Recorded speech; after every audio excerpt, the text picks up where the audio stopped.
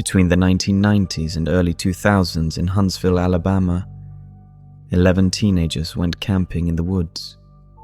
This is the story of what later became known as the Anansi's Goatman story.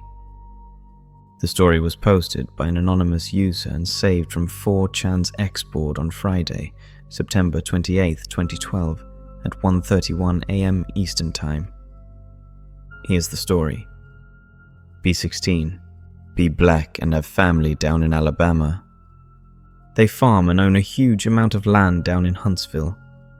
Uncle owns a big house and a bunch of trailers they put out in the woods for hunting or camping. Down south, cousins suggest that we go out there to camp.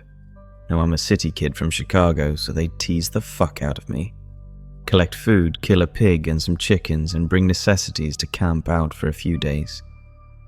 We get to the camp, and it's obvious something is weird. Air has this weird electric smell like right before a storm, like ozone. We think nothing of it and unpack and go down to a little creek to swim for a few hours. All of a sudden, some older white guy and a white teenager come out of the bushes. He has a shotgun in the crook of his arm and says hello and asks us what we're doing this far back in the woods.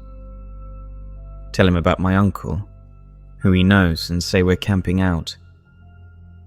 He tells us we need to be real careful out here and stick together because there was a big animal in the woods. His son, who is my age, asks if he can stay and hang out with us. He says okay. I'm going to stop green texting because the story is fairly long and the format is harder to write in. So we end up playing football. Dicking around with me, there's the white kid Tanner, 5 of my cousins, and then 4 of their friends. In total, there were 5 girls and 6 boys. We all were around 15 to 17, and we ended up just dicking the day away. Eventually, we head back to the camp and pull out some stuff for a campfire, even though the trailers both had kitchenettes. Tanner says that his family's property sits up against my uncle's. He wants to run home and ask his dad if he can come out camping with us. My cousin Rooster says he's going to go with him since it's going to get dark soon. One of the girls also wants to tag along. It's about 7 o'clock and it's starting to get pretty dark. They grab flashlights and take the trail toward Tan's property. The rest of us chill. We make s'mores, drink, and kiss on the girls. About 30 or 40 minutes later, there's the smell of ozone again. You could notice it over the scent of the fire we had started. This really nasty coppery smell, like right after you've had a nosebleed and it's stopped. It wasn't exactly like dried blood, but it was that metallic, back of your throat smell. We immediately think that it's some kind of electrical malfunction or that someone left a hot plate on or some shit. We search the trailers and nothing's on, but we can all smell it. All of a sudden, we can hear people booking it down the path toward us. Rooster, Tan, and the girl all come running into the clearing, out of breath. And they don't even break stride. They all run into the trailer, right by where the fire is. We all get the fuck out of there and into the trailers. They end up calming down. Even Rooster is crying his fucking eyes out at this point. All the while, the fire is guttering lower and lower, so my other cousins say fuck it and are about to go outside to get the generator out of a shed between the trailers. Tanner goes, "Fuck no, lock the front door, ain't nobody else going outside." He's been crying too. His eyes are bloodshot and puffy and his pants are dirty as shit. He goes on to tell us that they went up to his house. His father said sure he could go out camping, but to make sure they were careful on the way back, and that maybe they should take one of the hunting rifles just in case. Evidently, Tanner had seen something in their yard a few days before.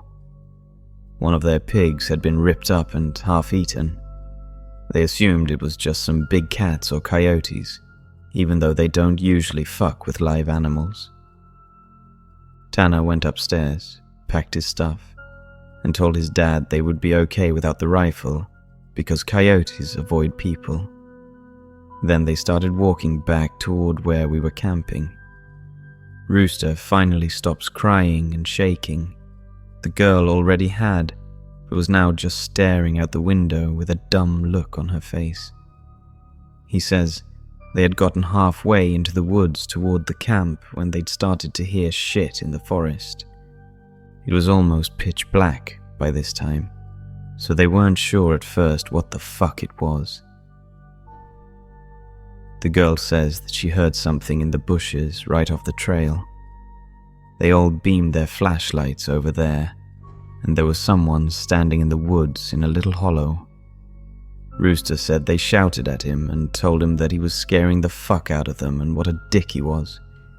He says that's when he realized that the guy was facing away from them. They keep walking, and they start smelling the nasty coppery ozone smell. They say that they look off into the forest on the opposite side, and there's a dude standing there too, backward, slightly closer to the path. So now they start power walking, and Tan keeps going, "I should have taken the fucking rifle." As they're telling the story, the smell is still super strong, even inside the cabin. They say that after they started walking faster, a kind of low gibbering had begun coming from both sides of the wood. As they booked it back to the trailer, the girl said she flashed her light out to the side of them and saw something jerking itself through the woods. The gibbering just got louder and louder, and when they could see the light from our campfire, something had come out of the woods about 40 yards behind them onto the track. Then they just flat out ran as hard as they could to the trailer. So we're out in the fucking woods, and we're assuming at this point it's some rednecks or some shit trying to fuck with us. All of a sudden, my other cousin Junior starts going on about how he went to school with a native kid that was telling him about the Goatman or some shit. We promptly tell him to shut the fuck up because we don't need any spooky talk right now. But he just keeps going on and on about how it's the fucking Goatman and how we're in his woods and blah blah blah. Now at the time, I had never heard of this Goatman or any of that. But then, a couple years ago, the year before I graduated from college, I had a Menom for a roommate and I ended up asking him about it. And to sum it up, it's basically a fucking man with the head of a goat, and he can shapeshift and get among groups of people to terrorize them. It's also supposed to be kind of like the Wendigo. It's bad mojo to even talk about, and even worse if you see it. Keep in mind, I didn't know this back when I was 16, so my cousin is going, "The Goatman's gonna get in and fucking get us." The girls are all terrified, and my cousins and I are all fucking trying to figure out if it's just some hillbillies or an animal. All of a sudden, the smell just goes away. To this day, I haven't even experienced anything like it. Obviously, smells usually fade away or lessen, but it literally was just there 1 second and not the next. So it's after an hour, making it around 9 or 10. We've stopped shitting bricks enough to go back outside and stoke the fire again. We figure it was just some assholes trying to fuck with us, so we don't go back home, because we think if we do, they'll chase us through the woods or some crazy shit. Nothing else weird happens that night. We stay another night, and for the main part of that night, nothing happens, but at about 1 in the morning, we're outside getting drunk and telling ghost stories. As someone is finishing some too spooky story, I don't remember what about, the smell comes back. It's so fucking strong that one of the girls literally starts vomiting. I stand up, and you can actually feel how clammy the air is. I say we should get inside and that this isn't right. We should have just fucking left. We all go back inside, and we're standing around. My cousin keeps going on about how it's the Goatman. My other cousin Rooster tries to shut him the fuck up, and all the while, I'm just feeling that something is wrong, and I can't figure out what the fuck it is. We end up sitting in there for a while. The smell is just as strong, and we're terrified and all huddled in this camper. We end up cooking brats for everybody because nobody wants to go outside. It's one of those packs with 4 brats. We have a total of 3 packs. I grill them up on the stove and give everybody a hot dog, then get mine. After a while, one of my cousins gets up and goes over to the pot to get another one. He starts grumbling about how I got 2 brats and everybody else only got 1. And I look at him like he's fucking stupid. I tell him that everybody only got 1 because there were only 12 brats, and that if he wanted more, he should open up a new pack and cook some more. That's when the girl that had been out with Rooster and Tan just starts screaming, "Oh Jesus, oh Lord, get it out." She's crying and shivering, and then it dawns on the cousin standing up what the fuck is wrong. Me and him both glance around the room and I feel my heart fucking sink. I run the fuck out of the cabin and the girl runs out with us. The trailer door is banging against the side of the trailer as everybody books it out. One of my cousin's friends asks us what the fuck was wrong. I start counting us. There's only 11 now. I shit you not, my cousin verified. There had been 12 people in the cabin. But being that everybody didn't really know each other well, nobody had noticed the whole fucking time that there was an extra person. And then I realized earlier that I'd kind of noticed something was off. You know how, when you're just dicking around having a good time, that you don't sweat the small shit, and you don't always keep track of certain stuff? I'm dead sure that someone else had been in the trailer with us, and that they had been there for at least a fucking day, eating with us. What makes it worse is that I couldn't figure out who it was, because I don't think anyone ever actually interacted with the other person, the Goatman. The girl kept praying to Jesus and we're all sitting outside. Eventually we get big-ass sticks and go back in the cabin, but there's nobody in there. We count again, and there's 11 people. We go back into the trailer and lock the door. We explain what the fuck happened. The girl says that she realized too, and that when she was about to say something, the person sitting next to her had grabbed her leg hard, leaned over toward her, and said something she couldn't understand. So we are pretty much scared as fuck as we huddle together, and I fall asleep. When I wake up, the sun is just coming up, and half the people are asleep and the other half are packing our shit up. We all want to walk back home, but 4 people want to stay until the sun is all the way up. And some people think that we're just fucking around and still want to stay at the trailers. I just want to get the fuck out of the woods. The girl's name was Kira, the one that the Goatman had touched. Anyway, I asked her if she really thinks it was something bad, and she says she just wants to go home, and that she doesn't want to be out in the woods alone for another night. So we decide to split up. The 4 that want to go can go, but I have to stay because I have the keys to the cabin and it's my uncle's, and I have to lock up. I'm super pissed at this point because I feel like people aren't taking this shit seriously, and I definitely didn't want to be out in the woods for another night. I spend the rest of the day trying to convince the rest of the people, now 4 girls and 4 guys, to get the fuck out of Dodge. Tanner leaves with them to go get a rifle and says he's going to be back, so there are just 7 of us left by 4 p.m. At around 5 p.m, he hasn't made it back yet, and we're getting extremely fucking antsy. The only reason I stopped begging them to leave was because he went to get a gun.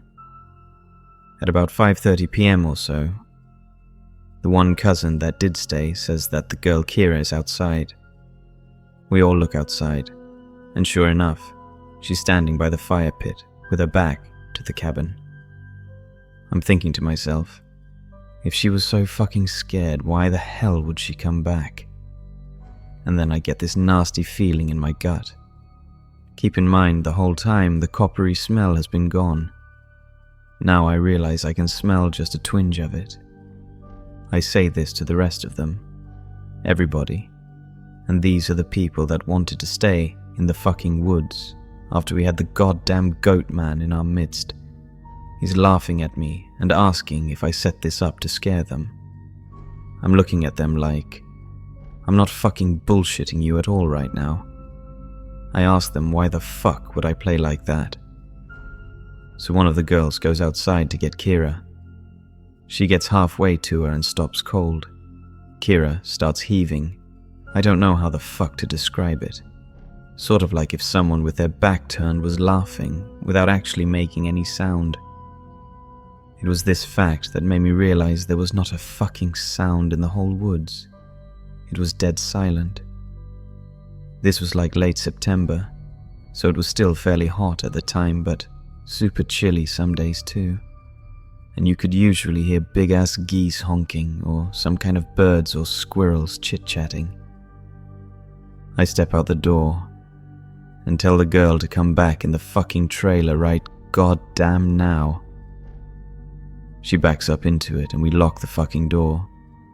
We pull down all the shades except one and put a guy there in a chair to watch Kira. She stands there for another 20 minutes or so. Eventually the guy turns to say that she's still there, and there's a huge fucking bang on the door. We all jump the fuck up and scramble around the living room of the trailer. The banging is super fucking loud. My cousin is holding one of the girls. The other two are kinda giggling with nervous laughter. And me and the other two guys are shitting bricks. Then we hear Tan. He's screaming, "Let me the fuck in, stop fucking playing." We go over to the door and open it, and he stumbles in with a rifle. There's nobody else outside. Evidently, he had walked up to the campsite. Nothing weird happened in the forest, but he had seen a girl. Mind you, he said it was not Kira standing there.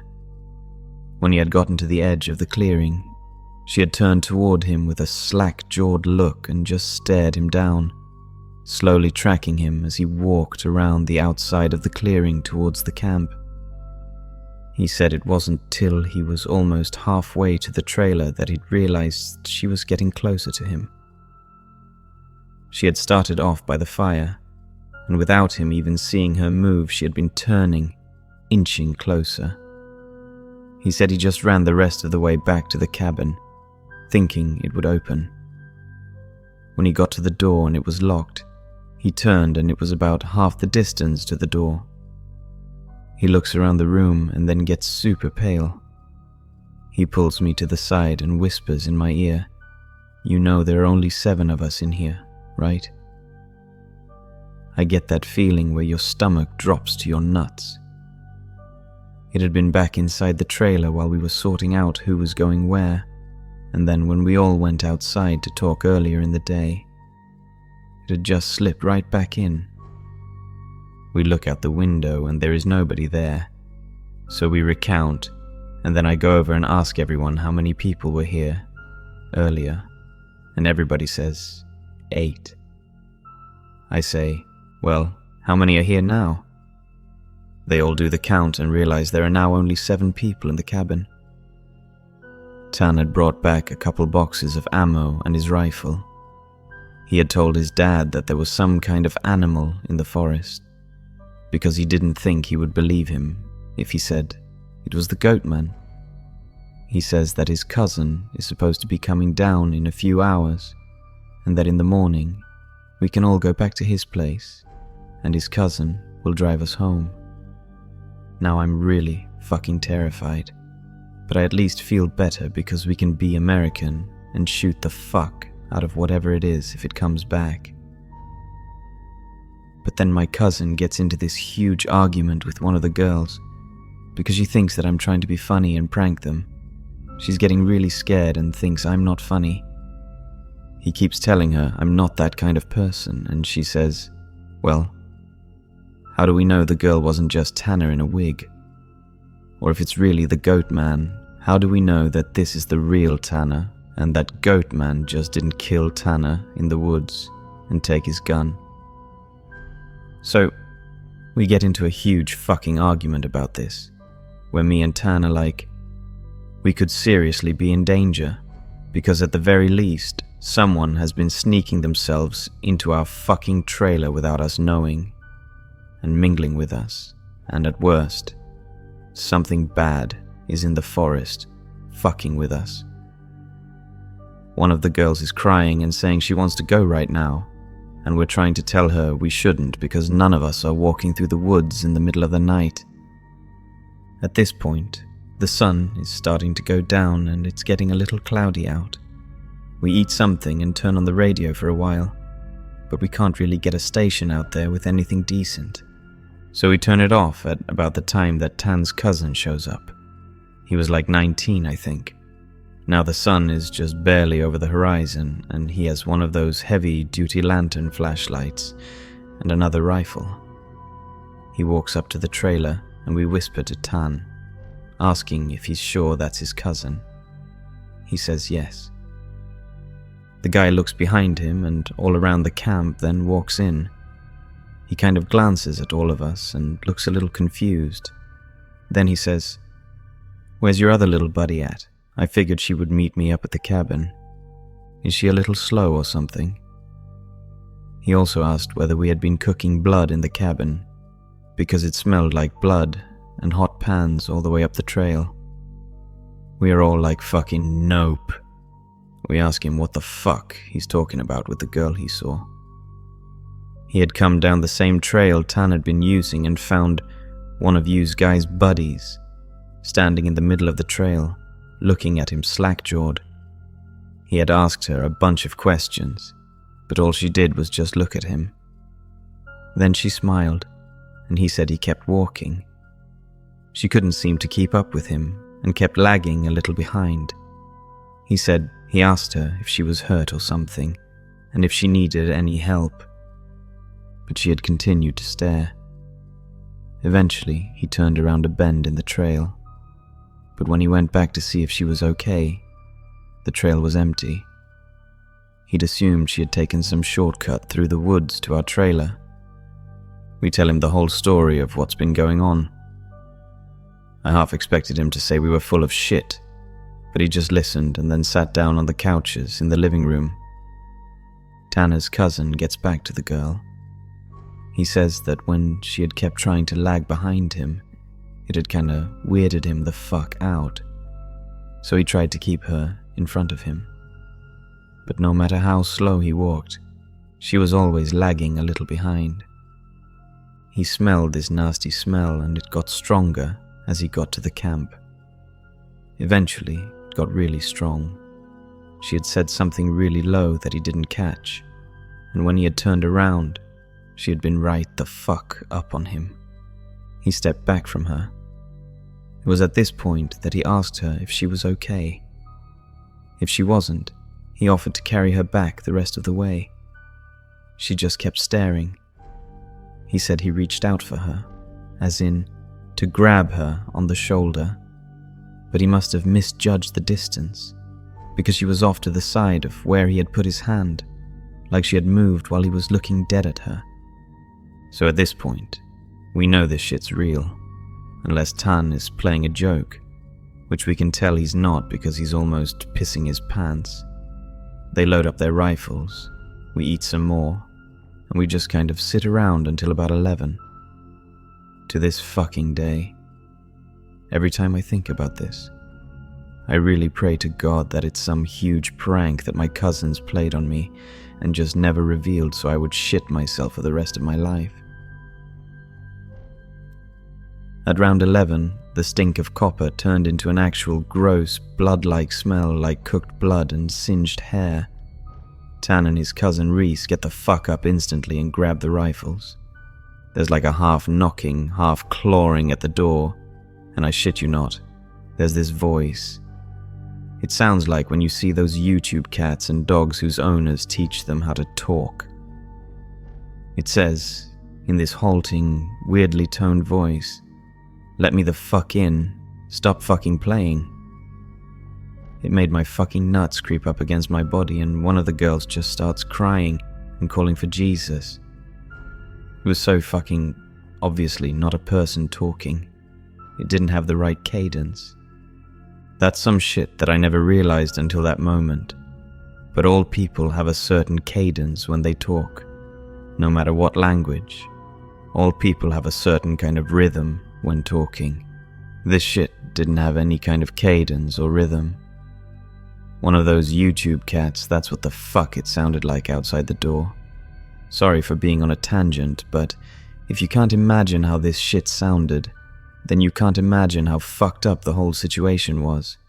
So now I'm in full-on terror mode. We keep yelling outside, "Who is it? Stop fucking around, man." And it just keeps saying "in" or "let me the fuck in" for almost 15 minutes. Then the smell goes away for a while, and for the next hour or so you can hear someone basically creeping around in the woods and shit. Every couple minutes it comes back to the door and says something. Finally, the smell fades away at around 2 in the morning.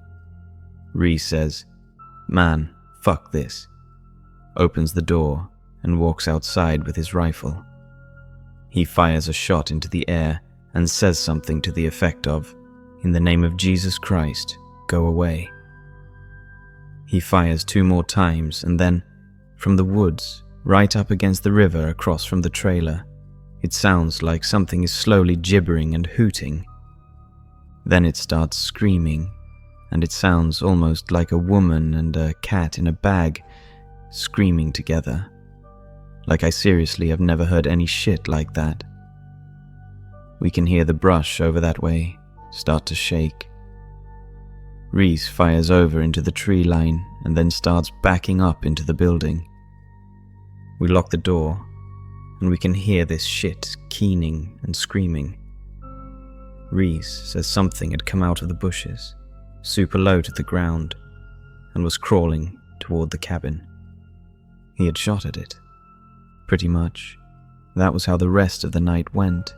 Literally constant screaming for the next 2 hours and shit, moving out into the tree line. But it never came back up to the cabin until everyone had finally fallen asleep.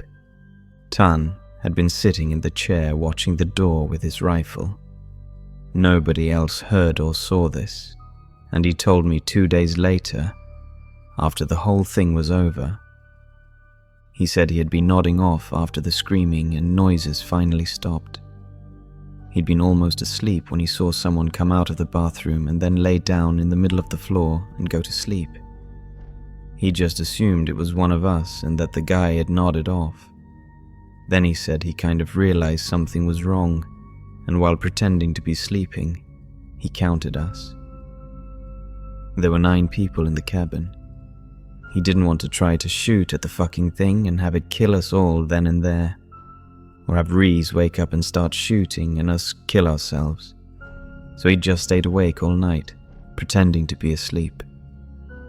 He said sometimes it would stand up and kind of do this weird jittery thing or heave like it was laughing, but then it would lay back down. The story closes pretty weak, because from my perspective, nothing happened. When we woke up, I noticed that Tan was a little jittery, and that he was avoiding looking at all of us. But we ate some breakfast, packed up, and started walking to his house. He stayed last in the cabin and said he'd lock up and bring me my uncle's keys. He told us to just start walking, and that he'd catch up, which I didn't really want to fucking do.